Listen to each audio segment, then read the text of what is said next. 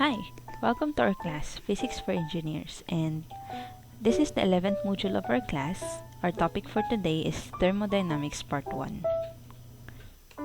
So, by the end of this module, the student is expected to learn about all these 14 topics, but for this particular video, we are going to talk about until the 7th objective. So, our topics for today will be Celsius, Kelvin, Fahrenheit temperature scales for both specific temperatures and temperature intervals. Number 2, linear area and volume expansion. Number 3, thermal stress. Number 4, heat conduction, convection, and radiation. Number 5, thermal conductivity of various materials. Number 6, Fourier's law of heat transfer. And number 7, black body radiator and Planck's law and Stefan Boltzmann's law. So, our first topic will be temperature. This might be the concept of thermodynamics that you might be most familiar about. Now, many science books define temperature as the degree of hotness or coldness of a system.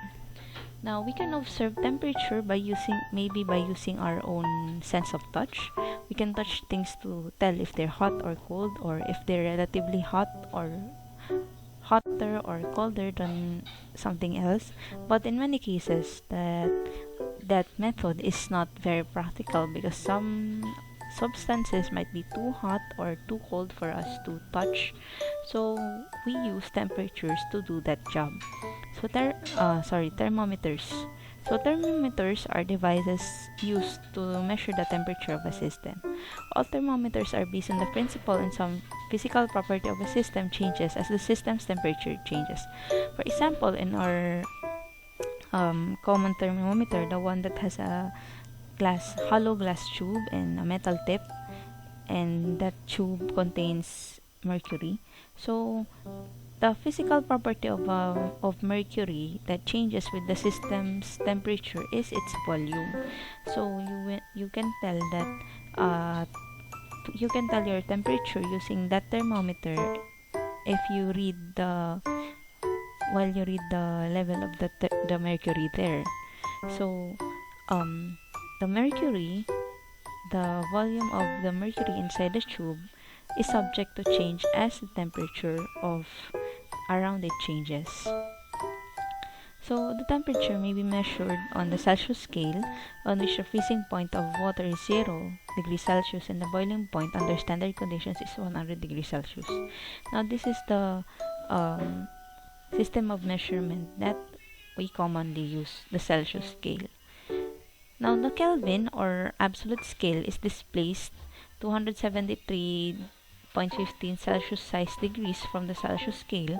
So the freezing point of the water is 273.15 Kelvin and the boiling point is 373.15 Kelvin. Absolute zero is at 0 Kelvin or negative 273.15 Kelvin. Now basically, Kelvin is Celsius plus 273.15. Now, when do we use Kelvin? We use Kelvin for absolute temperatures. So, we define the base point of Kelvin or absolute zero as 0 Kelvin, or the point where everything is I can say everything is frozen, but just imagine the time that the temperature at which the molecules of the gases become solid, they stick together because it's very cold. So that's the condition at absolute zero, and it is not physically possible to attain. So that temperature is negative 273.15 Kelvin. Now the Fahrenheit scale is related to Celsius by using this formula. Your temperature in Fahrenheit is equal to 9/5 temperature in Celsius plus 32. Now Fahrenheit scale is used in USA, but I think the rest of the world uses Celsius, but we still need this to understand this temperature scale because there are refrigerators and air cons that are manufactured in the US and they use this scale. So this is the conversion formula for Fahrenheit to Celsius. Then the Rankine scale is the absolute temperature for the Fahrenheit scale. If Celsius has Kelvin, Fahrenheit has Rankine. So Rankine is just Fahrenheit plus 460. Now, when a solid is subjected to rise in temperature, as from our example earlier, for example, mercury inside the thermometer, it expands. So, but in this case, mercury is liquid, but we are talking about solid. So, let's discuss the thermal stress and expansion of solids. So, the stress caused by the change in temperature by the solid is called the thermal stress. We have three kinds of thermal expansion: linear, area, and volume. Now, let's talk about each of them one by one. Now, linear expansion is the result of the temperature change resulting in an increase of length. So, if the temperature drops or the temperature decreases, the length will also decrease. So, it is said that it is nearly proportional to its initial length multiplied by the temperature increment. So, basically, our formula is delta L, or change in length, is equal to alpha LO, or the original length, delta T, where the proportionality constant alpha is called the coefficient of linear expansion. Now, for area expansion, same method. So, the formula is delta L is equal to gamma A delta T, in which gamma is the coefficient of area expansion. Now, for isotropic solids, or those that expand in the same way in all directions, gamma is equal to twice the value of alpha, 2 alpha approximately. Now, the volume expansion is just like linear and area expansion. It is the expansion in volume when the object is subjected to a temperature rise. So, delta V is beta VO delta T, in which B is the coefficient of volume expansion. And for isotropic solids, this is not 3 raised to alpha. This is 3 times alpha. Beta is equal to 3 times alpha approximately. So, let us have an example concerning our previous topics. So, in our example, a segment of steel railroad track. So, if you have seen a railroad, you will see that the railroad tracks are segmented. So, they have a gap. They have a gap from each other to permit linear thermal expansion. Now, if the railroad track has a length of 30 meters and the temperature is what is this? 0 degrees Celsius. Sorry, this should be 0 degrees Celsius, not 0.08. Okay. So what is its length when the temperature is 40, and suppose the ends of the rail are rigidly clamped at 0 degrees Celsius so that the expansion is prevented. What is the thermal stress set up in the rail if its temperature is raised to 40 degrees Celsius? Okay, so let's use our formulas, the formulas that we know from our earlier lessons. So alpha delta L is equal to alpha L0 delta T, which is equal to 11 times 10 raised to negative 6 Celsius raised to negative 1. So this is the coefficient of linear expansion for the steel. So don't worry, if I ever give a problem like this, I will give the coefficients so that you don't need to find it. So you don't need to remember it also, because I will be giving it. So 11 times 10 raised to negative 6 times 30 times 40 is equal to 0.013. It should be 40 minus 0. So 40 minus 0, 40 is equal to 0.013 meters. And the final length is 30 plus 0.013, 30.013 meters. Now, if the for question B, suppose that they are clamped rigidly and expansion is not permitted, what is the thermal stress? So the thermal stress is the same as the tensile stress in the situation in which the rail expands freely and it is then compressed with a mechanical force F back to its original length. So I hope you can imagine the situation. Now in that case, from our lesson, if you remember the expansion, the this lesson about expansion from stresses. So delta L is equal to FL over AE.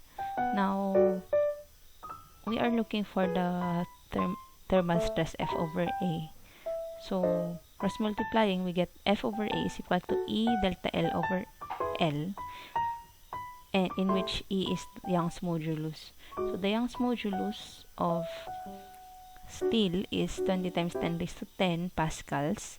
So don't worry, I will also be giving this value for the constants, times 0.013 over 30, and we get 8.7 times 10 raised to 7 pascals, or simply 87 megapascals.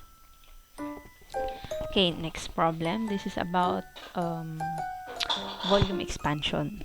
So in this case, the glass flask is filled to the mark with 50 cubic centimeters of mercury at 18 degrees Celsius. If the flask is and its contents are heated to 38 degrees Celsius, how much mercury will be above the mark, where the coefficient of linear expansion for the glass is 9 times 10 raised to negative 6, and for the mercury it's 182 times 10 raised to negative 6. So the volume of the mercury above the mark should be the change in volume for the mercury times the change in volume for minus the change in volume of the glass. Now the change in volume is equal to beta VO delta T minus beta VO delta T, and assuming that they have the same change in temperature in volume, initial volume, we can factor out the betas. Now we get 182 minus 27 times 10 raised to negative 6 per degree Celsius times 50 times 38 minus 18. So this is the difference between the two betas, and we get 0.15 cubic centimeters for the answer. Okay, so next topic will be heat transfer. So as we all know, the law of conservation of energy states that energy cannot be created nor destroyed, and it can only be transferred. Now heat, as we know it, is a form of energy, and it can be transferred, and the methods of transferring this energy is either by conduction, convection, and radiation. So conduction occurs when thermal energy moves through a material as a result of collisions between the free electrons, ions, atoms, and molecules of the material. So this GIF, is an example of conduction of heat. Suppose that I have a flame over here, and this lattice of atoms is my, let's say, metal rod. So the atoms that are near the flame are first to get heated up, and these atoms in turn transfer the heat to the atoms that are near them. So that is how conduction occurs.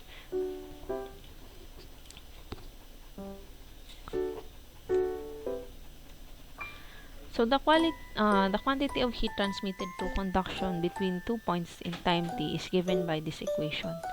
Delta Q over T, or this is energy over time, this is power, right?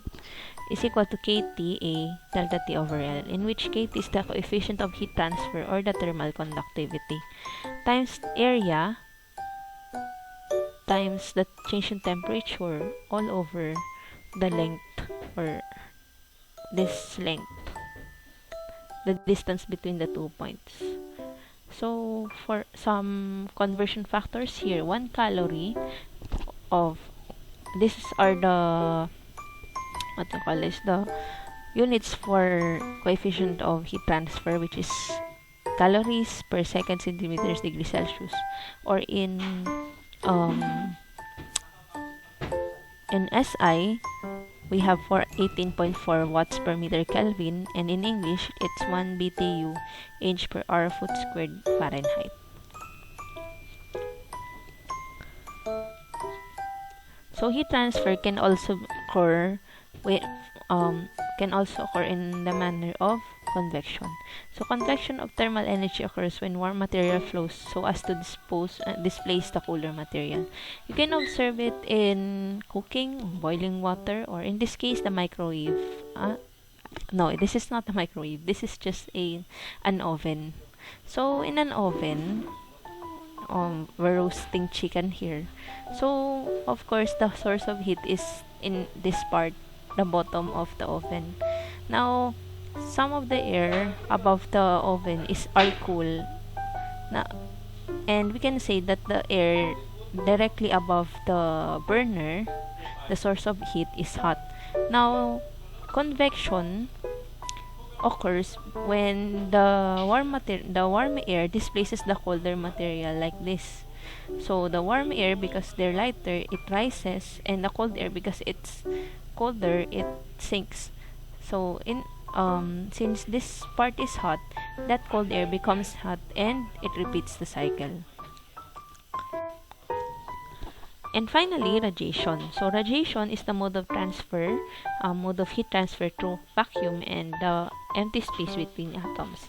So one example is the heat from the sun traveling to the earth. So the heat from the sun is transferred to the earth, although there are no mediums to carry the heat, through radiation. So we can say that every day we're exposed to radiation, and that radiation is the heat from the sun.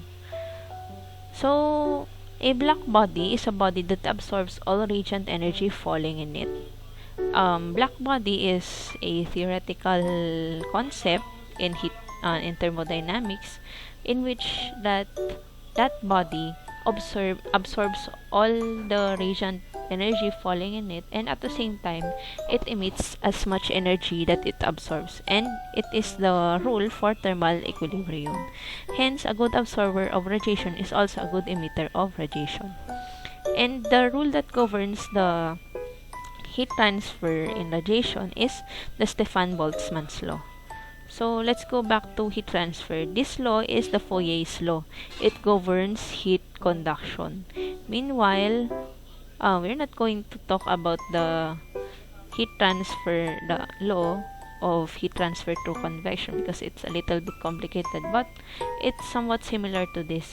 But in that case, KT over L is converted into H, or a simple coefficient of heat transfer for the liquid, because it occurs, convection happens with liquids. Now, for radiation, the rule is Stefan-Boltzmann's law. It describes heat transfer through radiation by this equation. P is equal to, I don't know what symbol this is, I think sigma A, no, this is sigma, epsilon A sigma T raised to 4, in which epsilon, sorry if I get this wrong, I really don't know what this Greek symbol is. I think epsilon is the emissivity, or for the black body, for a perfect black body, the emissivity is 1, and sigma is 5.67 times 10 raised to negative 8, or to simplify, to memorize it, you can just say 5.678. 5.67 times 10 raised to negative 8 watts per meter squared Kelvin raised to 4, and T is the absolute temperature in Kelvin. So let us have examples to demonstrate our understanding of the concept of heat transfer. So example number 1 is conduction. An iron plate, 2 centimeters thick, has a cross-sectional area of 5,000 centimeters squared, and one face is at 150 degrees Celsius and the other is 140. How much heat passes through the plate each second? For iron, KT is 80 watts per meter Kelvin. So our solution is very simple. Just use Fourier's law. So It's not Fourier, it's Fourier, because the same as Poisson or Poiseuille. Poisson, I don't think I pronounced that correctly, but they're both French and they have complicated surnames. So it's Fourier's law. So Fourier states that Q over T is equal to Ka delta T over L. So our KT is 80 times 80 watts per meter Kelvin, and area is 0.5 meters squared. I already converted 5,000 centimeters to meters squared. So be careful with the units. Times 150 minus 40 all over 0.02 meters. So this gives us 20 kilojoules per second, or simply 20 kilowatts. So another example, let us have conduction, but this time two different materials like this. I call this a sandwich. So how how do we solve for the heat transfer in a sandwich like this?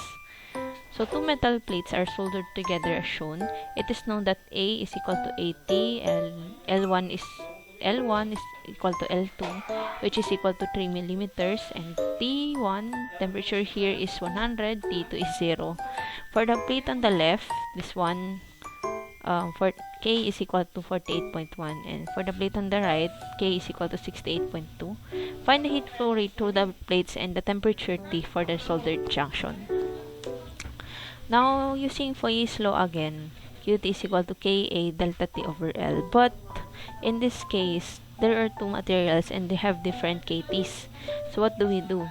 Let's just let's take the other form for the other form for coefficient for Fourier's law, in which the KT over L are generalized as simply R, or R, or the thermal resistance. R is equal to L over KT. Now, the total resistance of our system, or of our sandwich, is R is equal to R1 plus R2, in which R1 is the thermal resistance of the first one and R2 is the thermal resistance of the second one. Now, R1 is equal to 0.003 over 48.1, which gives us 6.237 times 10 raised to negative 5, and R2 is equal to 0.003 over 68.2, in which gives us 4.399 times 10 raised to negative 5. Now, going back to our problem, delta Q over delta T is equal to 80 times 1 over 100 squared times 100 minus 0 all over 6.237 times 10 raised to negative 5 plus 4.399 times 10 raised to negative 5. And this gives us 751.621 joules per second, or simply 7.52 kilowatts. So I think I forgot to include the second question, the temperature for the soldered junction, but I will give it as an assignment, or as an exercise to you. So just remember that the total heat flow here, if the heat flow,